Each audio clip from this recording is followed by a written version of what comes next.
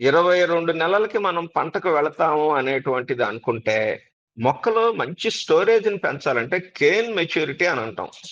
ముదురు కొమ్మల మీద బైసెక్షువల్ ఫ్లవర్స్ వచ్చి ఫ్రూట్ సైజు, క్వాలిటీ చానా బాగా వస్తుంది. కనీసం 18 నెలలు ఖచ్చితంగా ఉండాల్సిందే. 18 నెలల లోపు పంటకు వెళ్ళకూడదు. వెళ్తే ఆ పంట ఫెయిల్ అవుతుంది. పంట ఎకరానికి 5 టన్నులు రావాలి అనంటే, సుమారుగా ఎకరానికి 290-300 మొక్కలొస్తాయి. పంటకి పోవటం ఏ సీజన్ అనేటువంటి దాన్ని బట్టి, బాక్టీరియల్ బ్లైట్‌తో ఇబ్బంది పడుతున్నటువంటి తోటల వాళ్ళు మురుగ్బహార్‌కి వెళ్ళొచ్చు. అంబే బహార్‌కి వెళ్ళేటప్పుడు అట్లాగే లోపల గింజలు ఎండాకాలంలో ఫ్రూట్ మెచ్యూరిటీ జరుగుతూ ఉన్నప్పుడు అంబాబహార్‌కి వెళ్ళకపోవటమే మంచిది. ప్రాంతాలకు అనుకూలంగానే వెళ్ళాలి పంటలు. 10-11 స్ప్రేలు చేసుకోవాలా. ఈ 45 డేస్ టైంలో మంచి ఫ్లవరింగ్‌ని ట్రిగ్గర్ చేయడానికి ఉపయోగపడతాయి. సుమారుగా 11 స్ప్రేలు చేసుకోవాలి. మొక్క స్ట్రెస్ పీరియడ్‌లో తన శరీరంలో తయారు చేసుకున్నటువంటి 7 రకాల ఫైటోకెమికల్స్‌తో పాటుగా మనం చేసేటువంటి అడిషనల్ ఎక్స్‌టర్నల్ స్ప్రేస్, ఆపరేషన్స్ చాలా important. 0-52-34 5 grams, micronutrient mixer Agromin max 1 gram, spray 1, 2 ml chlorpyriphos 50% EC ఒక స్టిక్కర్, బ్రోనోపాల్ 0.5 grams, స్ప్రే 4, స్ప్రే 5 ఆరో స్ప్రే కింద, ఏడో స్ప్రే, తొమ్మిదో స్ప్రే, ఇట్లా ఇప్పటికి 10 స్ప్రేలు అయినాయి. ఈ 10 స్ప్రేలు కూడా ప్రతి 3 రోజులకి చేసుకోవాలి. అంటే స్ట్రెస్ కదిలినప్పటి నుంచి 30 రోజులు. వెల్కమ్ మూర్తి రైతు లోకం. నేను మీ శ్రీనివాస్ మూర్తి గారు.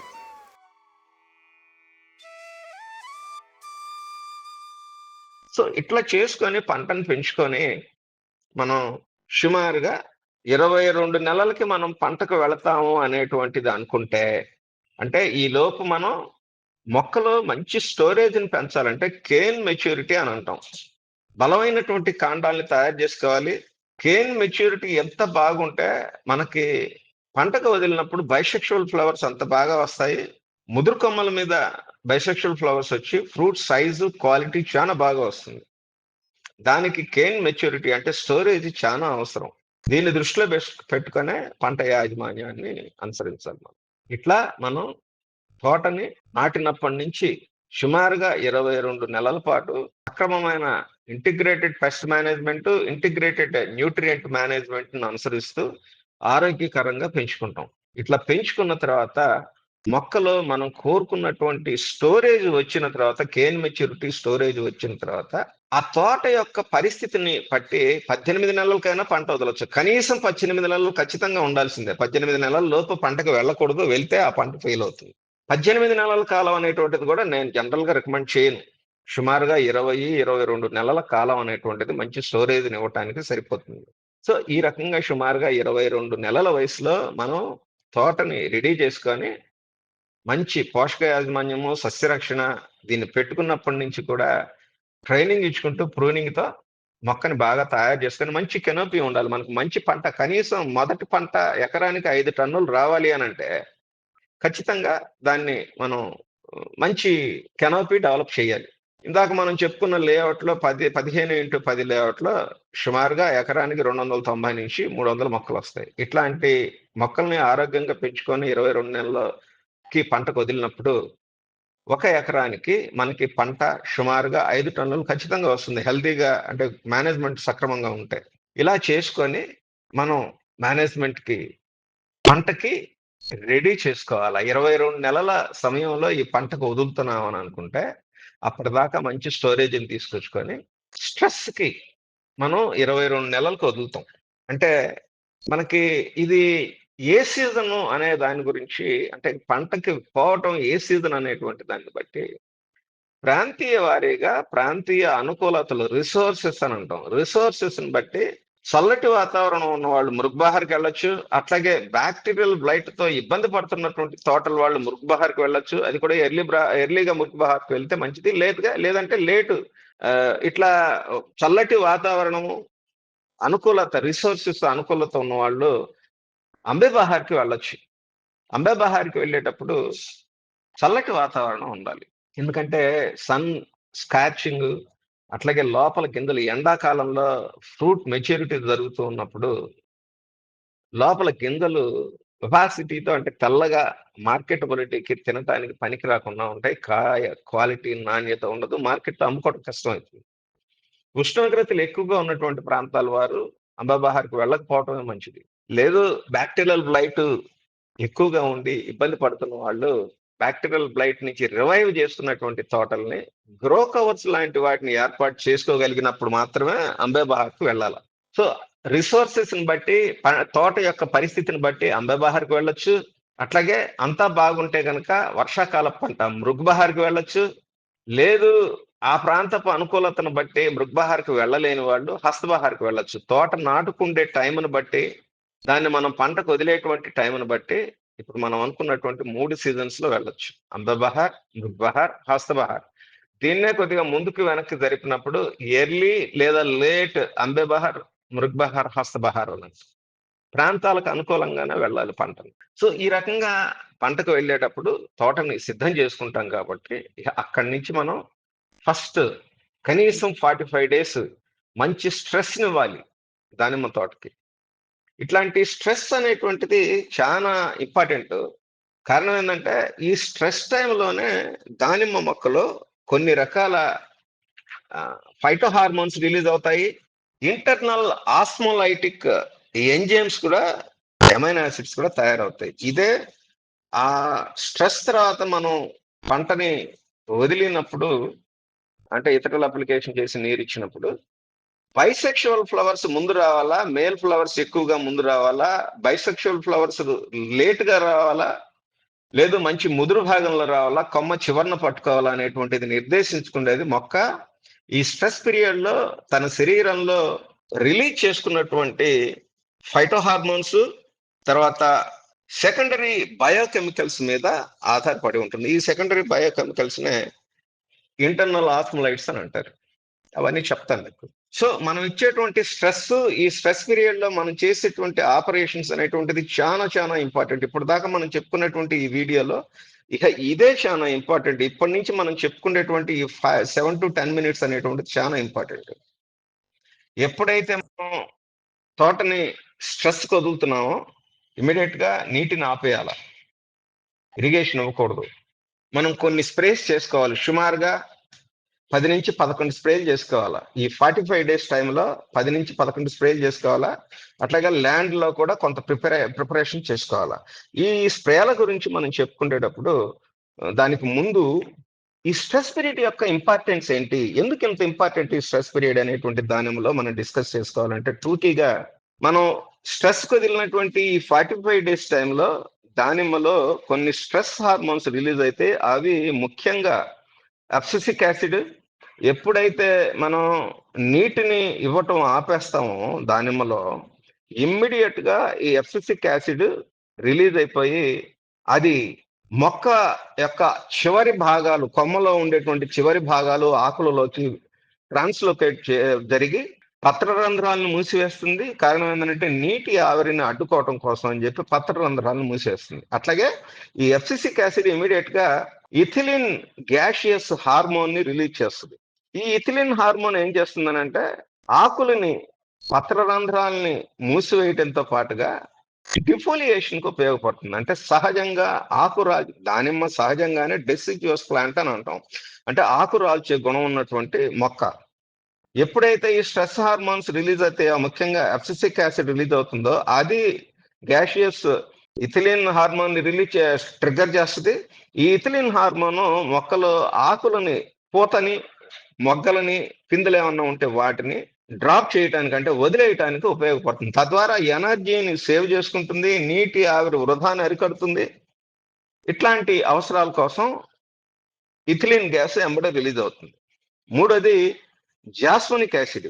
ఈ జాస్మనిక్ యాసిడ్ చాలా చాలా విలువైన ఫైటో హార్మోన్ గా చెప్పుకోవాలి దానిమ్మకి, ముఖ్యంగా స్ట్రెస్ టైంలో. కారణం ఏంటంటే సహజంగా మనందరికీ తెలిసిందే స్ట్రెస్ టైంలో మొక్కలో వాటర్ స్ట్రెస్, ఇంటర్నల్ బాడీలో ఉండేటువంటి స్ట్రెస్, ఇట్లాంటి స్ట్రెస్ ఆపటం కోసం, అంటే కొన్ని ఆక్సిడేటివ్ రియాక్షన్స్ ఉంటాయి ప్లాంట్ బాడీలో. ఇట్లాంటి వాటిని ఆపటం కోసం ఈ జాస్మనిక్ యాసిడ్ అనేటువంటిది స్ట్రెస్ ని కంట్రోల్ చేస్తూ, అట్లాగే ఏదన్నా సెలినిటీ ఉన్నటువంటి దాన్ని కానీ, విపరీతమైనటువంటి వేడి ఉన్నటువంటి వాతావరణాన్ని కానీ, డ్రౌట్ ని, ఇట్లాంటి వాటన్నిటి కంట్రోల్ చేయడం కోసం జాస్మనిక్ యాసిడ్ బాగా ఉపయోగపడుతుంది. ఎప్పుడైతే abscisic acid, ethylene gaseous hormone, phyto hormones release అయినాయో వెంబడే జాస్మోనిక్ యాసిడ్ కూడా ట్రిగ్గర్ అవుతుంది. దీంతో పాటుగా 4గో స్ట్రెస్ హార్మోన్ సాలిసిలిక్ యాసిడ్ మొక్క తన శరీరంలో తయారు చేసుకుంటుంది. ఇది సహజంగా సాల్ట్ స్ట్రెస్ ను ఆపటం కోసం, ఎబయాటిక్ స్ట్రెస్ కండిషన్స్ ను ఆపటం కోసం, కొన్ని రకాల ఇందాక చెప్పుకున్నటువంటి సెకండరీ బయోకెమికల్స్ ని రిలీజ్ చేయడం కోసం ఈ సాలిసిలిక్ యాసిడ్, ఫైటో హార్మోన్ అనేటువంటిది చాలా బాగా ఉపయోగపడుతుంది. ఇట్లా సినర్జిస్టిక్ గా స్ట్రెస్ పీరియడ్ లో ఇమ్మీడియట్ గా మనం వదలంగానే అరౌండ్ 7 to 10 days లోపు బాగా మొక్క శరీరంలో ఫిసిక్ యాసిడ్, అది ఇథిలిన్ హార్మోన్ ని, అవి జాస్మనిక్ యాసిడ్ హార్మోన్ ని, ఆ తర్వాత సాలిసిలిక్ యాసిడ్ ని రిలీజ్ చేసి స్ట్రెస్ పీరియడ్ లో ఉన్నటువంటి ఆ ఒత్తిడిని తట్టుకుంటానికి మొక్కని చాలా బాగా ప్రిపేర్ చేస్తాయి. ఇవన్నీ కలిపి మొక్క శరీరంలో ఎప్పుడైతే రిలీజ్ అయ్యాయో, సింబయాటిక్ గా ఇవన్నీ కలిపి మొక్కలో కొన్ని సెకండరీ బయోకెమికల్స్, ఇందాక మనం చెప్పుకున్నట్టుగా ఇంటర్నల్ ఆస్మోలైట్స్ అంటాం వీటిని. ముఖ్యంగా వీటిలో 3 రకాల గురించి చెప్పుకోవాలి. ఒకటి ప్రోలిన్ అనేటువంటి అమైనో యాసిడ్, 2 సూపర్ ఆక్సైడ్ డిస్మిటేజ్ అనేటువంటి ఒక ఎంజైమ్, 3వది కెటలేజ్ అనేటువంటి ఒక ఎంజైమ్, అంటే సెకండరీ బయోకెమికల్ లేదా ఇంటర్నల్ ఆస్మోలైట్. ఇట్లాంటి ఈ 3 కూడా రిలీజ్ అవుతాయి. సో మనం స్ట్రెస్ కి ఇచ్చినటువంటి టైంలో abscisic acid, ethylene, jasmonic acid, salicylic acid, phyto hormones తో పాటుగా 3 ఇంపార్టెంట్ సెకండరీ బయోకెమికల్స్ రిలీజ్ అయితే అవి proline, super oxide dismutase, catalase. ఈ 7 కలిపి స్ట్రెస్ పీరియడ్ బ్రేక్ చేసి మనం ఇథరిల్ కొట్టి నీళ్లు ఇవ్వంగానే వెంటనే మొక్కలో మంచి ఫ్లవరింగ్ ట్రిగ్గర్ చేయడానికి ఉపయోగపడతాయి. అట్లాగే ఈ స్ట్రెస్ పీరియడ్ లో మనం చెప్పుకున్నటువంటి ఈ 7 రకాల important internal biochemicals growth hormones అయినటువంటి జిబ్రెలిన్స్, అంటే జిబ్రెలిక్ యాసిడ్, సైటోకైనిన్, ఇట్లాంటి వాటిని ఇమ్మీడియట్ గా ఆపేస్తాయి. ఎందుకంటే ఎనర్జీని సేవ్ చేసుకోవడం కోసం, గ్రోత్ రాకుండా ఉండటం కోసం అని చెప్పి పనిచేస్తాయి. సో ఈ స్ట్రెస్ పీరియడ్ అనేటువంటిది మొక్కలో చాలా ఇంపార్టెంట్. ఇదొక భాగం అయితే, దీంతో పాటుగా మనం చేసేటువంటి ఇందాక చెప్పాను నేను, ఈ స్ట్రెస్ పీరియడ్ 45 days లో కొన్ని స్పెషల్ ఆపరేషన్స్ చేసుకోవాలి. వాటిల్లో ప్రధానమైనటువంటిది సుమారుగా 11 స్ప్రే చేసుకోవాలి. నేల స్వభావాన్ని బట్టి తేలికపాటి రెడ్ లాటరైట్ సాయిల్స్ అయితే కనుక 3 నుంచి 4 రోజులకు ఒకసారి, హెవీ క్లే సాయిల్స్ అయితే కనుక 4 నుంచి 5 రోజులకు ఒకసారి. నేనైతే మొదటి 3 రెడ్ లాటరైట్ సాయిల్స్ కి అయితే కనుక 3 రోజులకు ఒకసారి చేయమని చెప్తాను. అట్లాగే హెవీ సాయిల్స్ అయినప్పుడు 4 రోజులకు ఒకసారి చేయమని. సో మనం బై అండ్ లార్జ్ చేసుకోవాల్సినటువంటి లిస్ట్ ఆఫ్ 10-11 స్ప్రేస్ చెప్తాను మీకు నేను. ఇవి కూడా చాలా ఇంపార్టెంట్. మొక్క స్ట్రెస్ పీరియడ్ లో తన శరీరంలో తయారు చేసుకున్నటువంటి 7 రకాల ఫైటోకెమికల్స్ తో పాటుగా మనం చేసేటువంటి ఎడిషనల్ ఎక్స్టర్నల్ స్ప్రేస్, ఆపరేషన్స్ చాలా ఇంపార్టెంట్.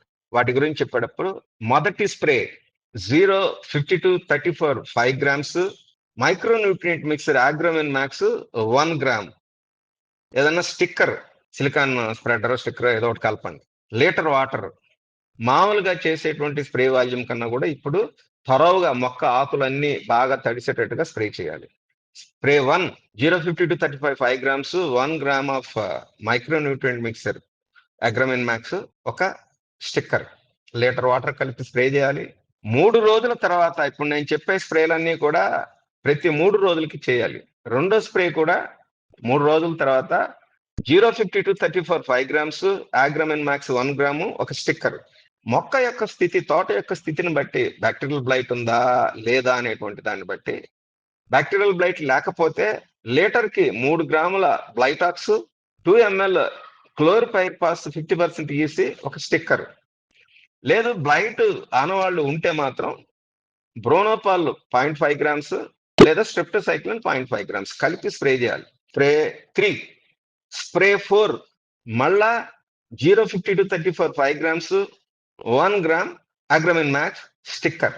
స్ప్రే 5 ఇవన్నీ కూడా 3 రోజులు, ప్రతి 3 రోజులకి చేయాలి. Spray 5 0-50-34 5 grams, Agromin max 1 gram sticker పరిస్థితిని అనుసరించుకొని అప్పుడు ఉన్నటువంటి పెస్ట్ అండ్ డిసీజ్ ఏవైతే ఉన్నాయో వాటికి అనుకూలమైనటువంటి ఒక స్ప్రే. నేను జనరల్ కామన్ గా చెప్పేటువంటిది ఆరో స్ప్రే కింద మళ్ళా 1% బోడియాక్స్ సొల్యూషన్ కానీ లేదా 3 గ్రాముల బ్లైటాక్స్ 1 లీటర్ నీళ్ళకి 2 ml క్లోరిపైర్ఫాస్ 50% ఈసీ పరిస్థితిని బ్లైట్ ఉందా లేదా అనే దాన్ని బట్టి ఇది స్ప్రే చేసుకోవాలి. ఇది ఆరో స్ప్రే. ఏడో స్ప్రే 0,050 10 గ్రామ్స్ లీటర్ వాటర్ కి కలిపి స్టిక్కర్ కలిపి స్ప్రే చేయాలి. ఎనిమిదో స్ప్రే అగైన్ 0,050 15 గ్రామ్స్ స్టిక్కర్ కలిపి స్ప్రే చేయాలి. తొమ్మిదో స్ప్రే మరలా అప్పుడు ఉన్నటువంటి తోట పరిస్థితిని బట్టి అంటే పెస్ట్ అండ్ డిసీజ్ ఏముంది అనేటువంటి దాన్ని బట్టి ఒక స్ప్రే చేసుకోవాలి. Crop protection spray.